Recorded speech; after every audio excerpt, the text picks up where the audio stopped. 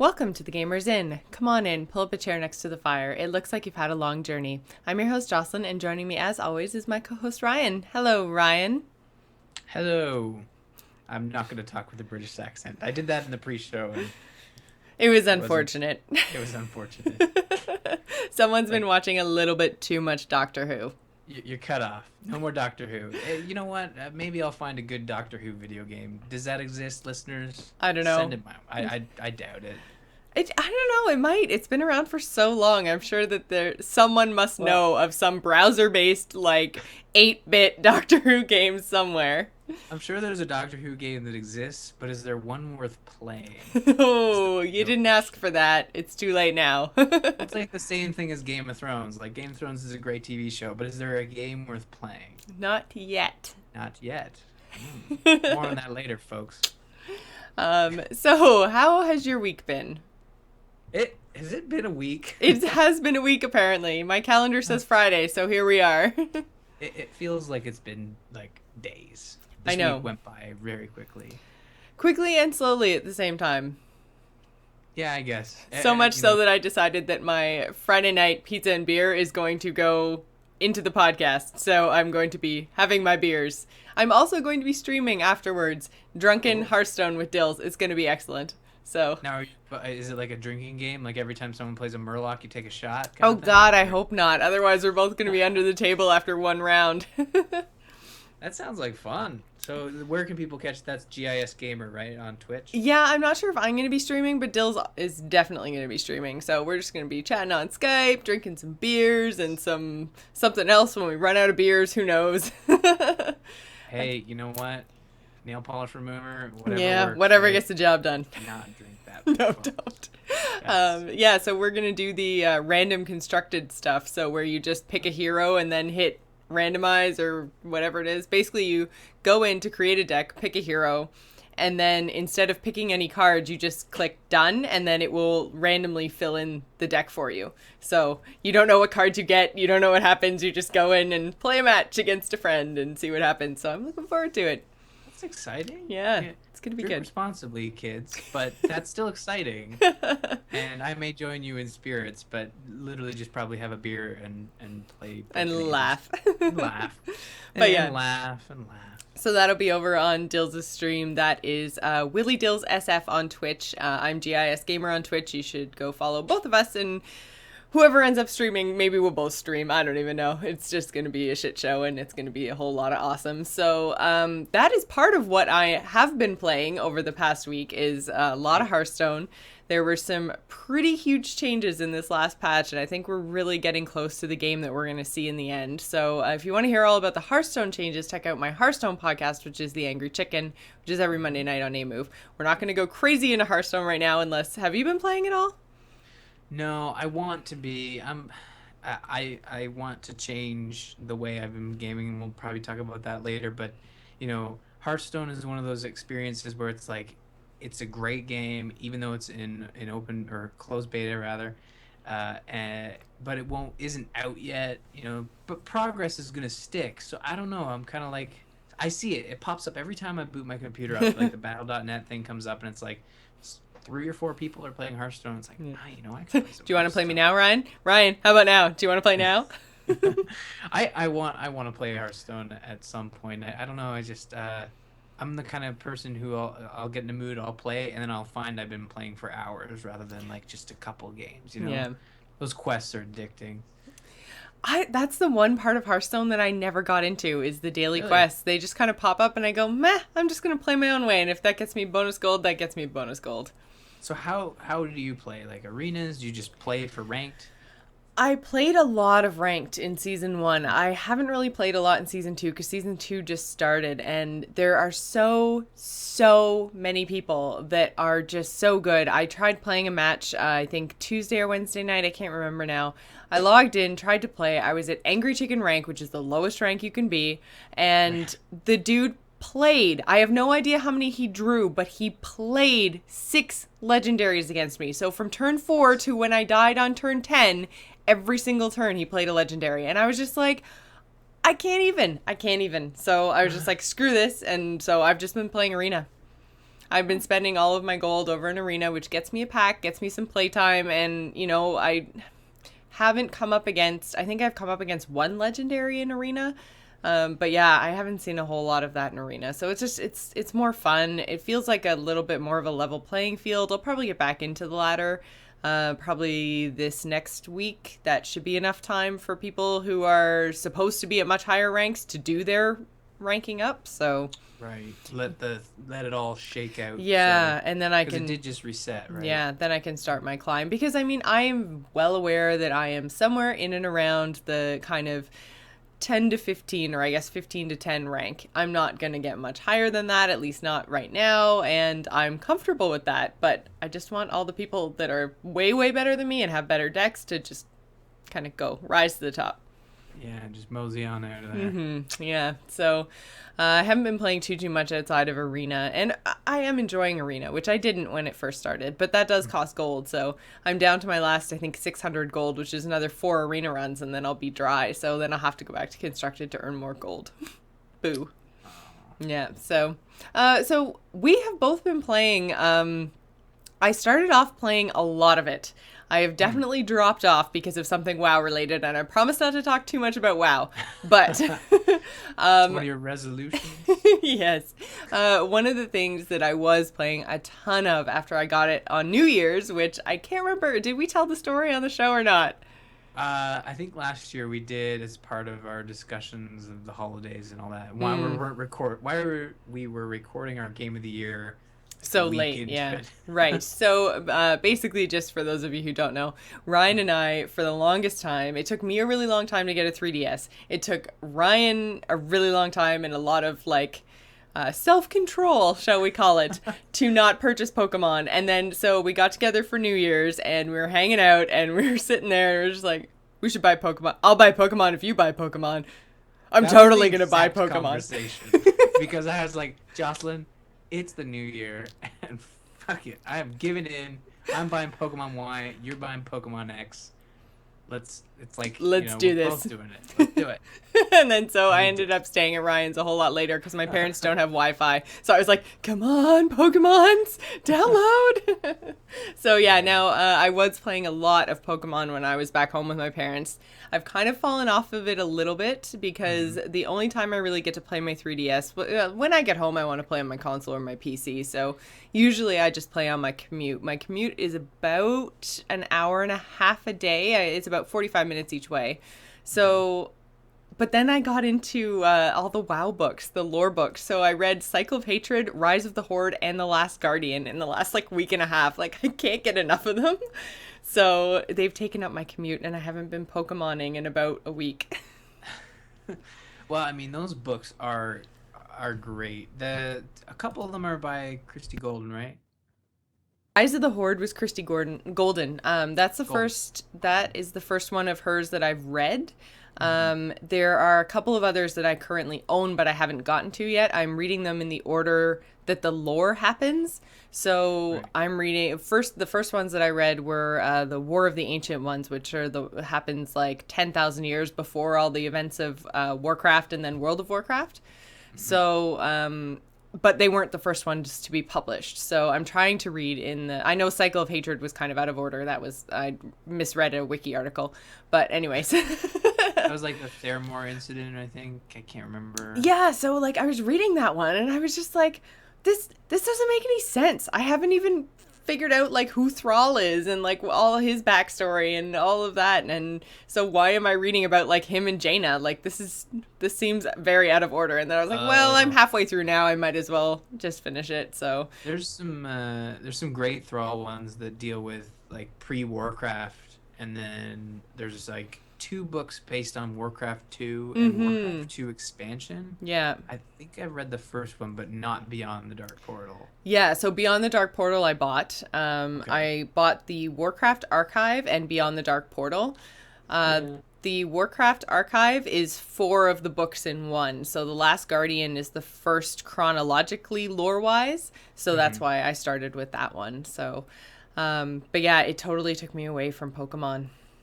Well, I mean, it's a Nintendo game, so you would have been doing the same amount of reading anyways. But let's just say that probably the Warcraft books are a little bit more our age level. Yeah, Uh, I think my big kind of sticking point with Pokemon, and I think that I touched on this last week, but mhm. basically what happened, and I can't remember if I touched on this last week or if it was another conversation you and I were having, but basically what happens is I got through the first area covered by the first Pokedex and then realized I had a lot of holes. So I had not, in fact, collected them all. And I was just like, well, this shall not stand. So then I started like running through the grass and I spent like hours trying to like Right. randomly attract all the different Pokemon. And then I figured out some of the holes that I had were like the three Pokemon that Evolution. you're offered at the beginning. So it was like the one that I picked, and then there were all the holes for all the different evolved forms of the other ones. And I was just like, oh, like I don't even know where to start to find these things. And I got really burnt out doing that. So then I started to try to move the story forward, but I didn't even make it to the next gym. I was just kind of like, eh. Well, I mean, with Pokemon, the one thing I should have told you this before you started playing because it probably would have helped you move past is that you really require two people to collect them all. And if Hmm. you're really serious about collecting them all, the tactic at least it worked as I recall, in elementary school on the playground playing like Pokemon Red and Blue, was that you had your game and you were going, but then you had a friend with a fresh game come in, get as far in the story as they needed to be able to trade, and Hmm. then give you their starter Pokemon, delete that save, restart, and give you the other starter Pokemon. So you would have all three, and that's how I remember doing it. You're not really meant to do it that way. I don't know I how was you're supposed gonna to do it, say, but yeah, like that deleting saves and stuff like that seems like not the right way to do it. well, can you really think of any other? Unless somebody like doesn't like any of the other starters, picks one that they don't like, and then trades. It's kind of like trading cards. It's like say you have your favorite trading card and you would never trade it for anything, but it's super rare and everyone wants it. You're kind of looking for the best trade, right?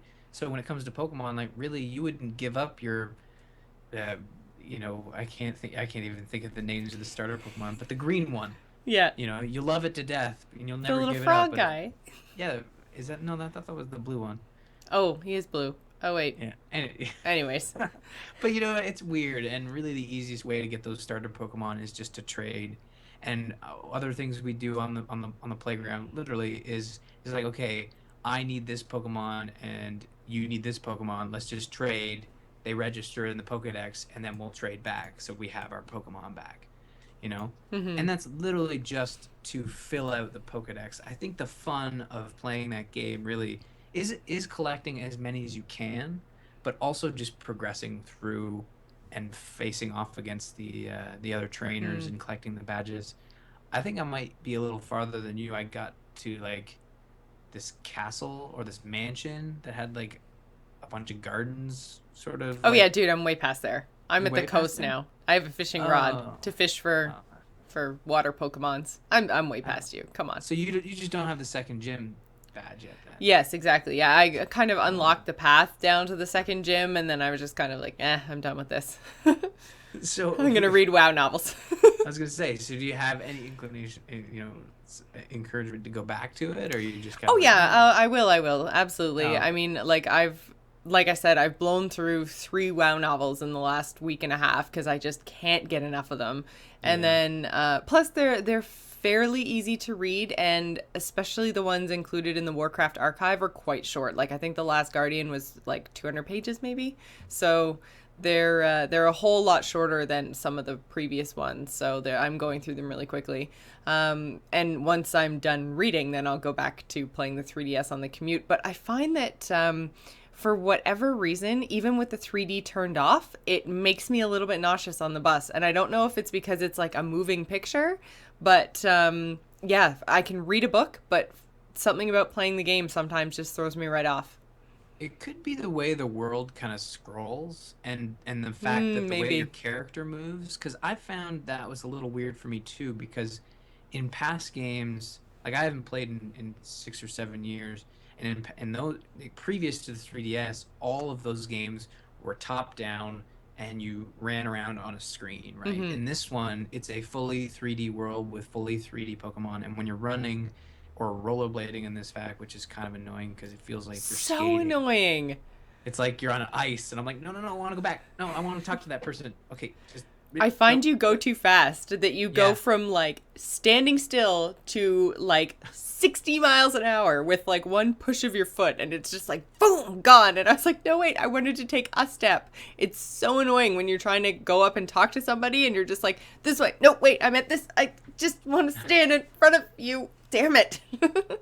yeah, but it is a nice change from the previous. I think that's probably why I'm into it so much, because what I do with these titles is that if I the way I get burnt out is I'll just keep buying them until it's like I feel like I've played this game way too many times. Like the Pokemon, we make fun of Nintendo for re-releasing the same game over and over again. Pokemon is probably their worst culprit of this because it is literally the same game with just new Pokemon inputted and like some resemblance of a stupid story. It's Hmm. always 8 badges. It's always the final four fight against the Platinum Elite, whatever they want to call them. And then there's some sort of antagonist, whether it's Team Rocket or Team Platinum or Yeah. Team whatever. It's And they Team do a weird. Flame this time, isn't it? That Oh, they're it's all another flaming. team? Yeah. Oh, yeah, Oh, you haven't got there yet. Oh, I'm sorry. spoilers. No, Sorry. I'm just thinking like, come on, Nintendo, another team, and I'm sure like they probably have like the evil Pokemon, right?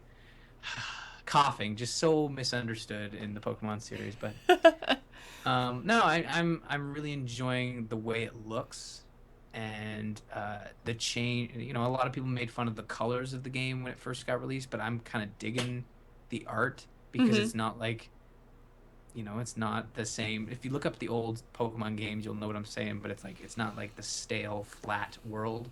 Okay. It's like alive and it's not perfect, but it's the closest thing we're ever going to get to like a console MMO Pokemon.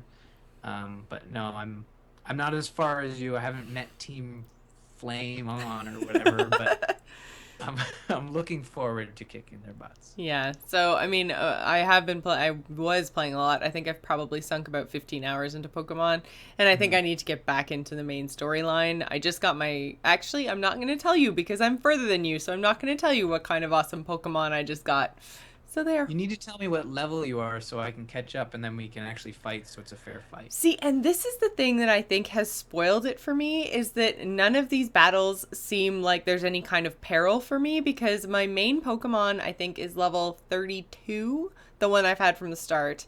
And then most of my other Pokemons, because I got this like buff somehow, and I don't know how, and I don't know exactly what it is because they don't explain a whole lot. They kind of assume that you know how to play a Pokemon game and that you know what a TM and an HM or a something something thing are. So Mhm. basically, these like acronyms and numbers keep popping up on my screen and assuming that I know what they are, and I'm just like, okay. You might have experience share turned on, which is an item in your key items pocket, which like Yes, shares that's experience what it across all is. your Pokemon. Yeah. So my other Pokemon that are in my like starter 6 or whatever, which I change all the time. I don't know if I'm supposed to pick a team or something, but they're all in like the high 20s. And so I'm going up against like level 15s in the story and I'm just like one-shotting them and I was like this isn't even challenging. Well, from what I recall, I was having issues in that game, or in rather the Pokemon series. Like once you get to the near the last quarter of the game, like the gyms start giving you a hard time, and Team Rocket or Team Flamer or whatever gives you a hard time, and the final four really will like the final four is like I don't know what they call it. Like I think they call it like the Elite Four on Plateau Diamond or whatever. Everyone's probably like Pokemon fans are like, I don't know what's this, but anyways, those you'll give you a hard time because those are the high level Pokemon, and you really need to be able to have a wide breadth of types on your team. So Mhm. you're gonna want your water, your fire, your leaf, your electricity, blah blah blah. So you got to make sure that even though you have a very strong fire type, you're gonna want to make sure you have whatever could counter a really strong Pokemon that would be able to counter the counter of fire. Because if you go Right. up to like say a water badge, a water gym or whatever, and they're all really strong water Pokemon, your little fire dude ain't gonna Hmm. gonna cut it. Damn So it. I picked the In the second round of picking Pokemon, I picked the fire guy Right. again. Because I was just like, oh, the fire! And then I was just like, oh, wait, maybe that was a poor choice. You're falling into the trap that most gym leaders fall into. It's like, hey, I'm gonna build a team of one type where no one will ever beat me except for the one other type that's really strong That against perfectly me. counters it. But we just won't advertise it outside the gym, except there's some asshole at the front of the gym saying, "Hey, welcome to the gym. Miss Beatrice likes to use all bug Pokemon." It's like, well, thanks. I'm gonna go catch some freaking birds. You know, it's like adult Pokemon. Like, the anime is much more child friendly, but I figured I'd spice it up for the show. So other than that, on the 3DS, what I also played a lot of when I was back at home was Zelda. I know Ryan has finished the game. Our friend John has finished the game. So I'm not going to say anything because we're going to have John on next week to talk all things Zelda. He was back on episode 15. Right. He is fantastic. Everyone should go follow him on Twitter. He's at IconMaster. And he's going to join us next Friday night. So I am super stoked because I think all three of us are pretty into this game and really enjoying it. Although I'm still stuck. I have picked it up like 4 times and tried to find different dungeons in different places and tried to get into that one. And dude, I'm stuck. I'm stuck to the point that I might Google it because nothing that I try, I can't even find the crack that I found to get to the sand place in the first time around. Like The sand one. Yeah, that's the one that I'm trying to do. And I tried to get into it and I just like can't find my way back there, and I keep running into like big boulders and stuff, and I'm just like, okay, I'm done. Can I give you a hint? Yes. Okay, everybody, this is a really basic hint, but the hint is you have the sand rod, right? Yeah. Yes. Okay, because you wouldn't have gotten in there anyways. Anyways, you have the sand rod. Mm-hmm. My only hint I will give you, and then try this, and if it doesn't work, you can come ask me for another hint. But hint number 1 is... drum roll, no drum roll, is go to the desert. You're gonna stay in the desert in the real world for quite a while, and you'll think you're in the wrong place because you'll be in, say, some sort of cavern that appears to be a dungeon in the real world. Don't let that throw you off. Like, I feel like I did that once, and now I can't find it again to get back. Oh. I think that's my problem, is that I found it once and I can't remember how, and I can't even get back to the desert part in the real world. Like, I just can't get up there. So, I don't know. I'm just lost, and I'm getting really, really frustrated. So then I went over to where I'm trying to remember which one it was. It was like the Wind Temple to get one of the original 3 things. The original 3 stones. And so I went there because there's supposed to be a dungeon really close to that on low rule. So I was just like, oh, well, I'll try to figure this one out. And I couldn't figure that one out either. So I was just like, sure. Screw you, Zelda. Screw you right in the face. And then I gave up. Well, I mean... But it's good. It's good that I'm being challenged. I'm really enjoying the fact that it's not just like, here, Jocelyn, go here and do this. This is what you wanted. So it is. If you have to remind look it me. Up, all you can blame is yourself. Yeah, remind me to go back and smack Jocelyn from about 2 years ago talking about how easy Skyward Sword was, because she was wrong. Well, Easy's good. That was a console version, and evidently only babies buy Nintendo consoles. So. Very, very true. So yeah, guys, tune in next Friday night for our episode about Zelda, all about Zelda, with our friend John. I am super stoked. So one of the things that I did this weekend that totally ate up my entire Saturday, it was so much fun. I played WoW, and I'm not going to go way into it, but I played a lot with Quoted Nevermore on Twitter. She plays Nevermore on Earthen Ring. She's an officer of AIE.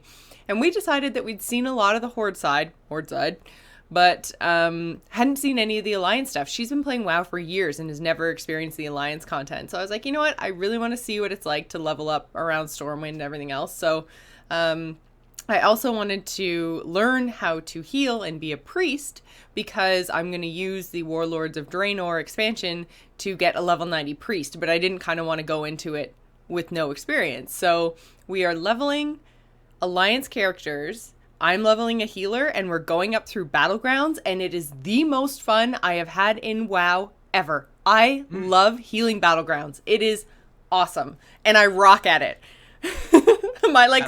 My second battleground ever, I was the top of healing on both teams, and I was just like, yes.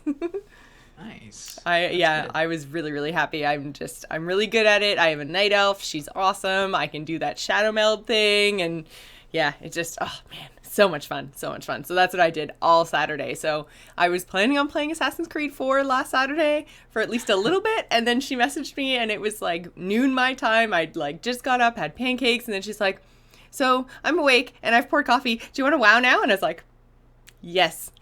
And then so we wowed from like noon my time until like 2 o'clock in the morning. It was literally like 14 hours of WoW. It was awesome. Wow. You know what? Jealous. That is super fun. It was so fun much fun. Getting addicted to a game and just diving in and sitting there and being like, oh, I haven't done that since like maybe university, where it's just like stretched. Oh, well, I should get up and take a break. What time is it? Oh, it's 2 in the morning. It's time for bed. Yeah, so that kind of ate up my whole day and 2 bottles of wine. So Hey, it's fun though. Someone's got to keep you going, and if it's gonna be alcohol. Absolutely. People who are new to Gamers Inn are going to think I have a problem. I don't have a problem. I have a hobby, an interest in alcoholic beverages. If it was a problem, those 2 bottles would have gotten your way. If anything, they made it a little better. So, really, it's not a problem at all. So what else have you been playing? Anything else in the mobile space, or are you moving on to PC stuff? I played a few PC titles, and if people are wondering, it's like, did Ryan and Jocelyn quit their jobs? No, we're talking about games we played over the last couple weeks. Yeah, because we haven't actually had an episode. We had our Christmas episode, which was, I believe, the 20th of December. Then we were thinking of doing something over the holidays, but it never quite worked out. And then we did our Game of the Year one. So this is about 3 weeks worth of gaming, guys. So try to keep up. I mean, if anything, you learned from anything from the top of the show. We didn't play anything this last week. It went so quickly. This last week was ridiculous. Yeah. But something we touched on last week in Game of the Year is Jocelyn was worried I was going to give an award to Walking Dead again. I didn't. Thank God.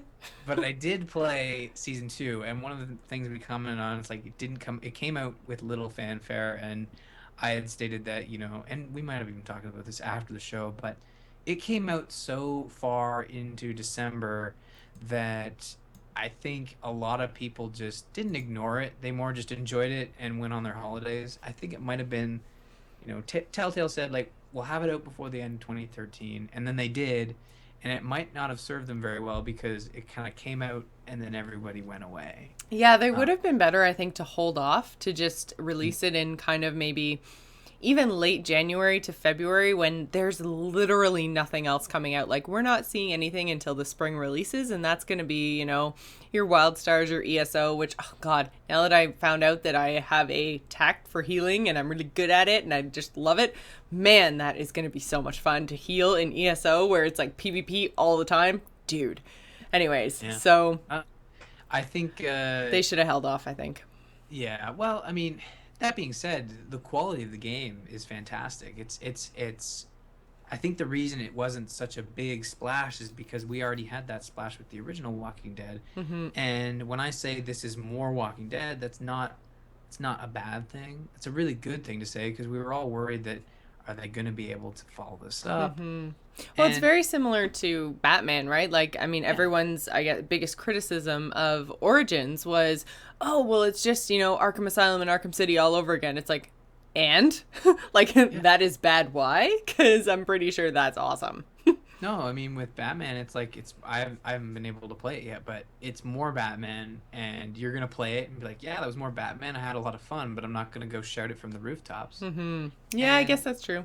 And it's the same thing with Walking Dead. I mean, you're playing as Clementine. That certainly adds a new, or rather a different layer that is like you're a kid, but you're also this kid that's been through a lot. So you've kind of adapted to this new world. So I can't believe how much of an impact season 1 had on you. Like when you're just like, you're Clementine and you've been through a lot. And I'm just like, meh, she saw some stuff. She's a little kid. I mean, come on. I for whatever reason, I can't or don't or whatever empathize with that character. I'm just kind of like, I don't know. I think I was just way too in the video game space and not enough in the story space. And I just, yeah, that character to me is just like, not dead to me, but I don't feel anything for her. Well, okay, maybe I am. Let's turn the dial down a little bit. Maybe I'm going a bit over the top here, but there are things that happen in this first episode. There's sort of like these acts. There's like acts in every single of the episodes, but this one has 4 main acts, and they all sort of have their own sort of like tentpole moment, right? It starts off what feels like a continuation of season 1 in a very cool way, and it's like, oh, this is comfortable, and something bad's gonna happen, and sure enough, eventually something does bad happen. And it goes on from there. There's some shocking bits. There's some gross bits. And I don't want to spoil it because some of those moments are worth experiencing for the first time.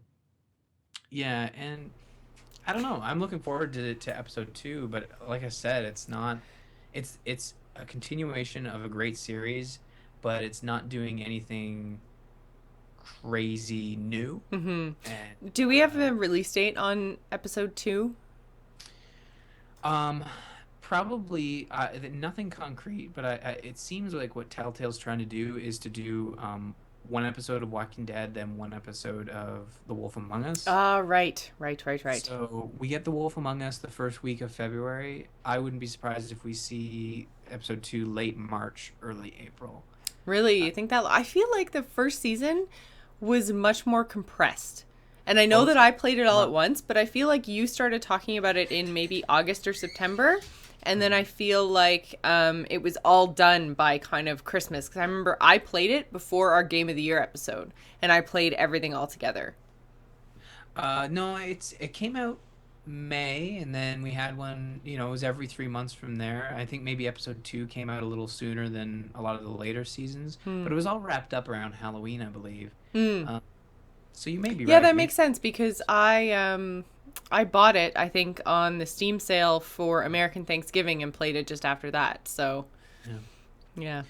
Seems like this one, they're dragging it out a little bit. So maybe. I mean, it's just started, and like I said, this thing's gonna go on sale 1,000 times before this thing concludes.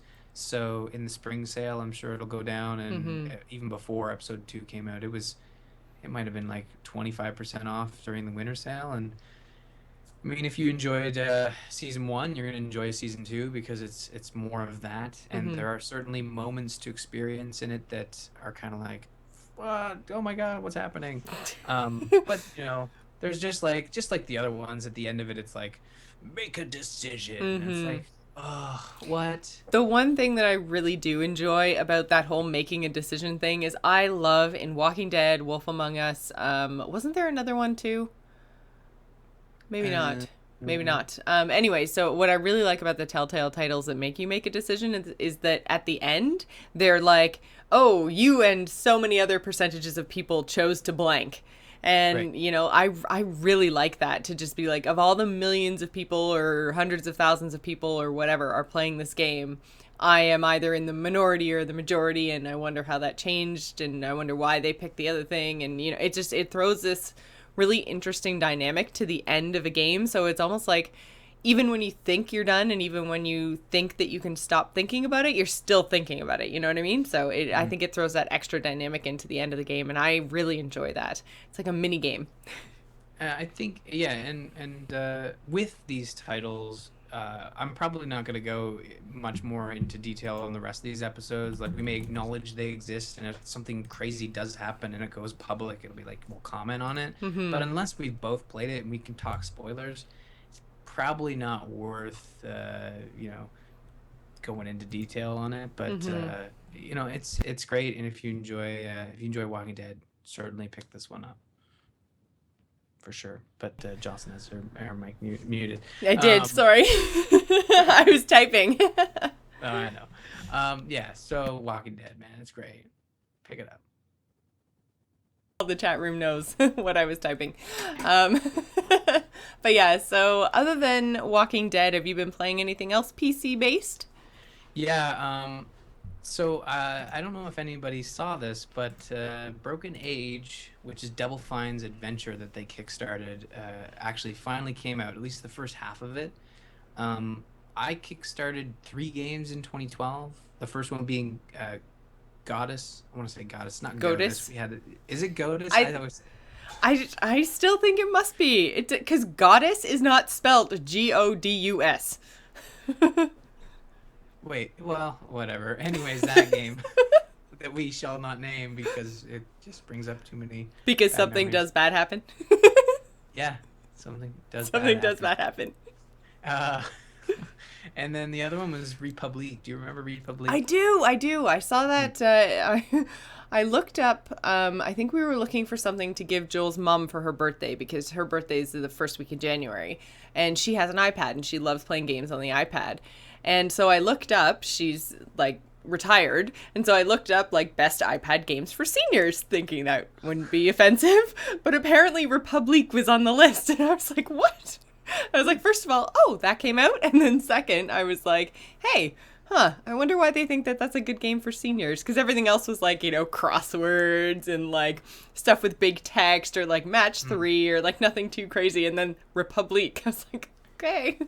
It's a fairly guided experience, and I think that that someone could get through it like that. But Someone like I what, Ryan? You insulting someone Joel's mother? older people that it's a simpler game. Like I thought we established that, crosswords and all that fun stuff. Anyways, I played a bit of Republic, but I only have the iPhone, so I wanted to kind of wait until I got a new iPad or Hmm. something to play it. And that is another one. I don't know what it is about Kickstarter games, but when they finally do come out, they come out in episode chunks. So Republic is doing a 5 episode arc. I So don't think I like this. no, it's like they make the game that they wanted to make but didn't get enough money to make, so they put out the first part of it that's done and polished and ready to go. Then the same thing happened with Broken Age, is that they had to split it in half because they didn't have enough money to finish it. Um, Wasn't that the Double Fine thing? Wasn't that like the largest gaming Kickstarter like ever? And well, it was set the first one. records, and it was, like how many millions did it end up making? I think it might have been one, maybe 2 million. I Hmm. can't remember, but there have They been larger ones maybe I was since. thinking that it was the percentage. Like they made like 400% of their goal or something. Mhm. Yeah, they did very well, and I think what happened was, and to their defense, the game they have made is fantastic. It looks great, it sounds great, it's got high quality voice acting. They have Elijah Wood, Oh, really? motherfucking Frodo, man. See, No and now the sound only thing that I can think when I see or hear him is Frodo. Mm. Like, and Well, it's so unfortunate for him. well, before that, it was Flipper, so I think he Well, kind of, true, did very himself a true. favor by doing Lord of the Rings, even though he was a little bit too attached to Samwise. Not that I judge. So, if I wanted to pick up Broken Age, then can I get it on Steam right now? Yes, you can pre-purchase it. It's 10% off at I think $22, and that is a pre-purchase. It was given to backers 2 weeks early, Hmm. and it'll be available at the end of the month. Okay. Um, Is that it's like one of those early access? no, no, it's So it is actually finished then. the first half is finished, and the second half will be a free update. They say sometime in 2014. So that is a little scary because Mm-hmm. I don't know where it'll break, because unlike Walking Dead, where it's meant to be an episodic game, it makes sense to split it up. But with Double Fines or Broken Age, I'm curious. Again, I haven't got that far yet, but I'm curious how it's gonna break. Are there cliffhangers, or it's just like a stay tuned for part two, where it Mm-hmm. just kind of cuts off. But um, yeah, I had backed it shortly afterwards, after the Kickstarter finished, and got into the lazy Kickstarter or whatever, and I paid like $15, so I essentially got it for half price, and which was nice. But No, the music's great. It's done by the guy who did some previous titles like Psychonauts for Double Fine, and like I said, the voice acting. Female Shepherd's in there. She plays I the love FemShep. yeah, she's great. She plays the computer. You play two characters, and it's a two split story, at least for now. And you have Shay, which is a girl that is going to be sacrificed to this monster. And then you have, or wait, no, I mixed that up. Uh, I don't even know the chick's name. I've been playing a lot of the Elijah Wood character, who is named Shay, and he's on a ship, and he's the only one there, and he's being kept safe there by this computer, and he's like only allowed to go on missions where he's like saving cuddly rabbits from ice cream avalanches and stuff like that. Yeah, it's crazy cute. The art style is like that pastel look, like from Skyward Sword, except it looks good. Um, and the animations are great, just the way like things move and the animations of the face. It's not like the Walking Dead animations where it's like a flap jaw. Mm-hmm. Like, it actually looks really good when things are talking to you. Um, and it's worth checking out. I certainly recommend it to people who are back into the old school gaming of like point and click adventures. Mm-hmm. This is a classic point and click. This isn't your Walking Dead where it's like mashing keys and stuff. It's combining items and using them on people and dialogue trees, and Oh, cool. very funny. Yeah, certainly recommend this one. It's so good. Awesome. And so how much was that one? I was not tuning you out. No. It's the game is currently available pre-purchase at 20% off, which I believe it's $23, and it'll shoot up to 25 or something. I don't know. But Ooh, that it is extra on. couple of dollars, man. That's just shooting right up there. Well, gotta be careful.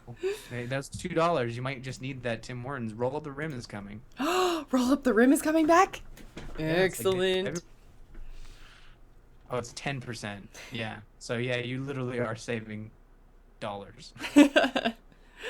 So that's I actually might go pick that up because I do remember seeing a trailer for that and being really interested in it. So I'm glad that you've actually, like test driven it for me, telling It's me good. I'm not wasting my money. Oh, it's certainly not. Well, okay, you gotta like point and click adventures. This is not gonna change your tune when it comes to point and click adventures. What about, because I think one of my biggest problems with Walking Dead season 1 was the kind of throwing those random moments of mashing the buttons in, and it like used to come out of nowhere. It would usually make me fail because I was just like walking around doing something, and then all of a sudden it was like, mash the button as fast as you can. Oh, you failed, and so you died, and I was just like, oh, so frustrating. But then the other thing was not necessarily the pointing and clicking, because I don't mind that, but the maneuvering, like when you're walking around. I found that I got hung up on a lot of things often in Walking Dead, and like I would want to walk one place and I'd end up taking a step too far or something. Very similar to Pokemon, where you're trying to line yourself up with something and it's just not quite working. Well, there are no fail states in this game, and there are no action bits. And again, this isn't something bad about the game. It's funny. The story is very genuine. The story basically revolves around these two characters being told by their parents or their guardians that it's, you do it because I say so. You do it because it's what's to be done. Like one of them is being sacrificed to this god as if it's like an honor, and you're doing it because we have to, kind of thing. And it's like everyone's like, they're throwing a party for this girl who's about to be sacrificed. It's hilarious. I mean, the game is hilarious, but it's very charming, and it's a very laid back game. It's not like Walking Dead where you have to make a split decision. It's all about exploration. You're I think I might like that. I think I'm gonna go pick that up. So on Steam, right? Cool. So what's this last one that you've got here on your list? All right, guys, this is the last one. This feels like a throwback to like early episodes where we're like, we play too many games. But Ratchet and Clank. You should be familiar with Ratchet and Clank. Yep. I know Joel is a big fan of at least the art. Yes. That's why I'm surprised you guys don't have a PS3, because these Ratchet and Clank games are so much fun. They're so much fun, and they're funny, and they look great. It's like you're playing I won't say Pixar, but maybe a really well done Disney animation movie, you know? And they're making a movie about it. It's going to be a 3D movie that releases in theaters, Oh, but cool. this one is sort of a conclusion to the Ratchet and Clank Future series, which was on PS3. So this is a And PS3 title. this is a PS3 title. I have my PS3 right here off camera. I had to hook it up, it's dusty. Hook it up in my office and playing here on my computer screen, and I just remembered how much fun these Ratchet and Clank games were, and they're so well built. And if anybody is out there, I know there's people out there listening, but if anybody hasn't played any of the Ratchet and Clank games on the PS3, they certainly owe themselves to go grab those titles because they're probably super cheap right now. Um, and the best part about the Ratchet and Clank games is that it is essentially a third-person action game, and you collect these wacky weapons, and all the weapons are just unique and fun. And I'll give you an example of one. It's like a grenade, but when you throw the grenade, it's like a Jack in the Box, and what comes out is an alien from another dimension, but is essentially a Jack in the Box. And what it does is it scares your enemies, so they comically get like surprised and scared, and then you can shoot them because they're just standing still. Like that's the type of humor and craziness that you can expect in these titles. And I played through. I got through it in a weekend and just really enjoyed it. And You got through the whole thing in a weekend? I shouldn't judge my 14 hours of WoW, so. Well, it was a download title, so it's not like a full game. It was like it retails for 30, but I got it on sale for 15. And the game took about 4 to 5 hours to get through, but I just had so much fun with it that I would have spent the full price. It was not that I'm going to go out and buy it again, but no, I just love the Ratchet and Clank series, and for those, and they kind of had some missteps because the developer Insomniac, they really should have just kept putting out the good ones, but they kept putting out these like side games like Ratchet and Clank All for One, which was like a co-op game. It was awful. And then there was like a tower defense game, and that was bad.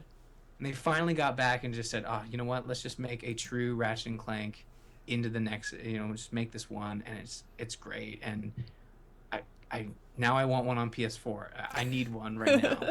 I'm sure that is definitely on their list of things to do. Well, I mean, I hope so, because Insomniac used to be a Sony developer, like solely developing for Sony platform, and now they've kind of gotten multi-platform. And they have a game coming out that has so far only been announced for Xbox One. Jerks. So yeah, they have 2 teams, and they've dropped the Resistance license. They used to make the Resistance shooters as well, but they didn't do so hot, so they kind of said, here, Sony, you take that. But Sony owns Ratchet and Clank, the license, but I'm pretty sure they'd keep it with Insomniac. So hopefully they say to Insomniac, here's a bunch of money, make a great game on our system. Don't pay attention to that Xbox One stuff. You can make that weird animated skateboard game later. That's fine.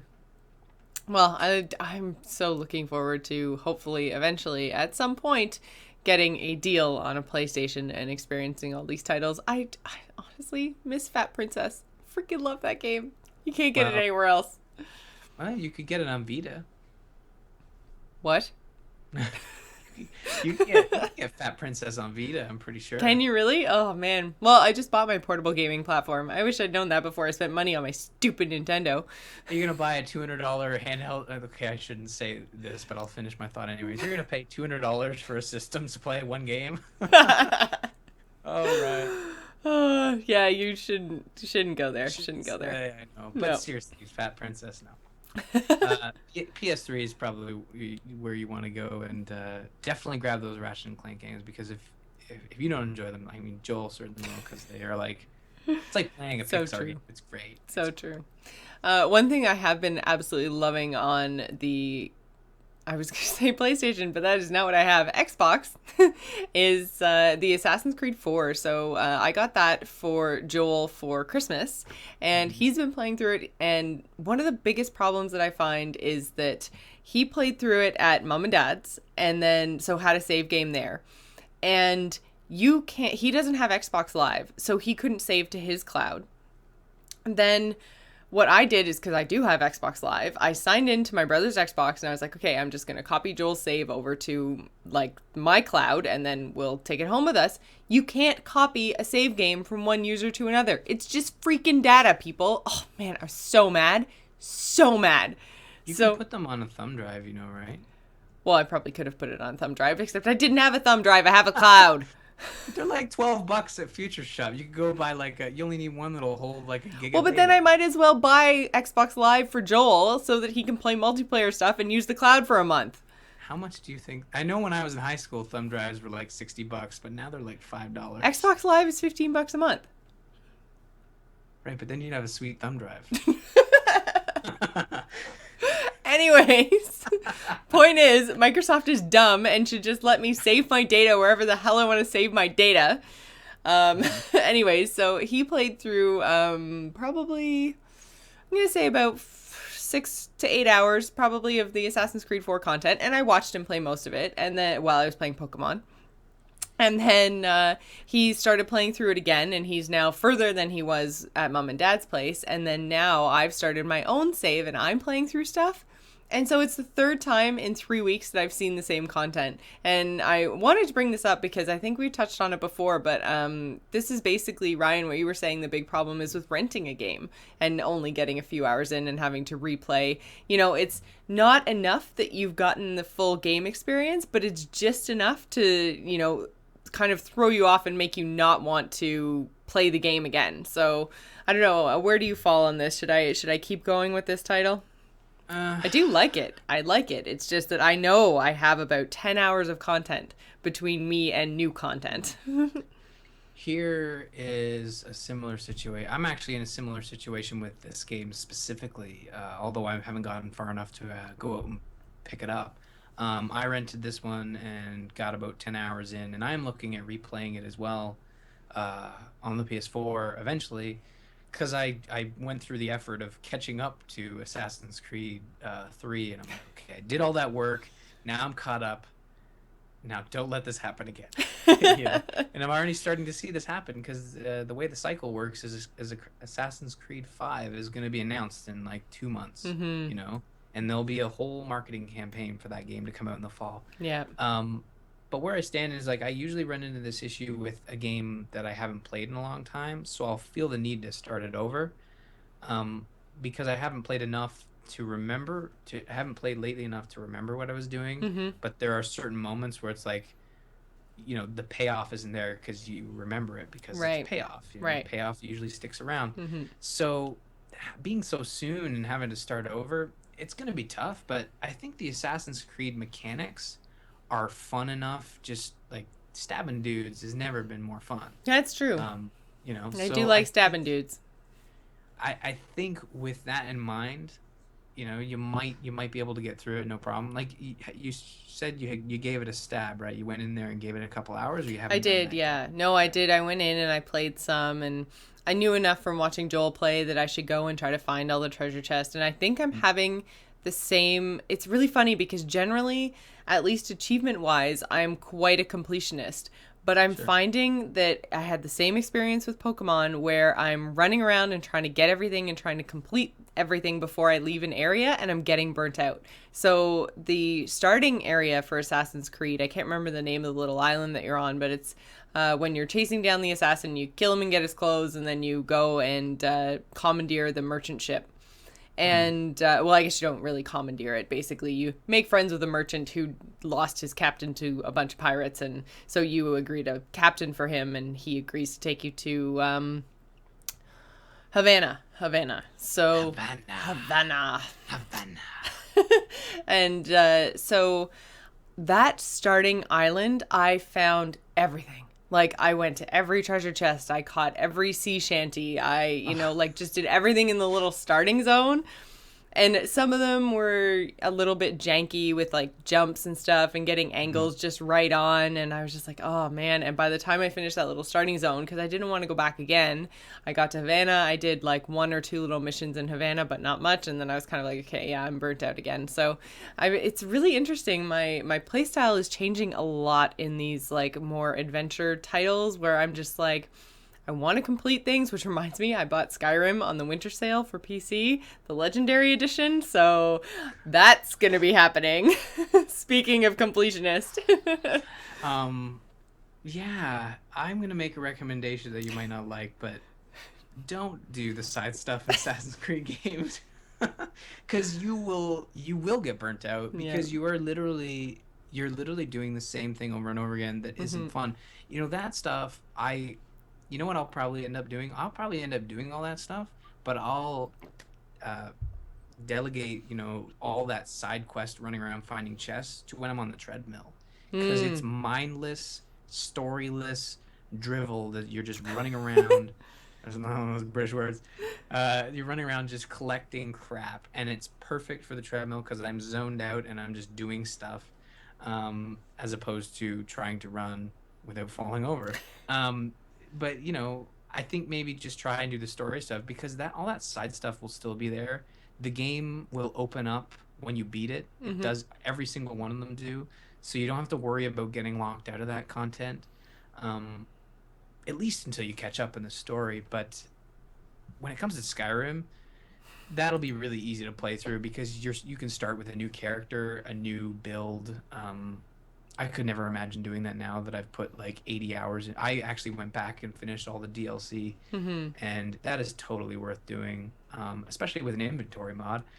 Now that you're on the PC. Well, that's the thing. I missed out on all the whole modding experience of Skyrim. I mean, I've got the new legendary difficulty. I have the third expansion, which I never did buy for the Xbox. So, I mean, I am ready to rock and roll in Skyrim. So that's going to be my weekends for a while, I think. I'm excited. I love that game so much. So you guys will have to write in and recommend some good Skyrim mods for me to try now that I have it on PC. I think that pretty much wraps it up for everything that we've been playing. And everyone who's thinking that we've gone really long, that's actually all we're going to do for the show tonight. We were going to have a topic, but then we just got way into games, and I think what we're going to do going forward is cut out quickfire news completely, because you guys all read Twitter, you read IGN, you guys know what's going on, so we don't really need to recap it for you. If there's some really cool stories that we want to get into and discuss, then we're going to bring them up, but generally I think we're going to stick to just what we're playing and game reviews and all that kind of stuff going forward. So, I'm super excited for a bit of a new year, new format thing. I'm really excited about our guest John next week. And Ryan, do you have anything to add before I wrap up the show? I did. It was insightful. It was great. I don't know where it went. But if someone does listen to this show and listens to Quickfire and is surprised by like a news item that we say, that would have been great just to see. They're like, listen, oh my God. A new game came out? What? But yeah, right now the chat room, Sales Geek in the chat room is going, what? No! I want the Canadian perspective on the news. Oh, I'll give you the Canadian perspective. It's going to come out here at the same time it comes out in the States, although it'll be like $3 more expensive. Yeah, There's you go. The Canadian perspective right there. So just before we go, I did want to mention that Ryan and I really appreciate your continued support of our show, along with the support of our sponsor, Doghouse Systems. You can use the code TheGamersIn to double your RAM when you purchase a new gaming rig. So head on over to doghousesystems.com and get your order on. Which also reminds me, we have our t-shirts on /loot. Speaking of getting your order on.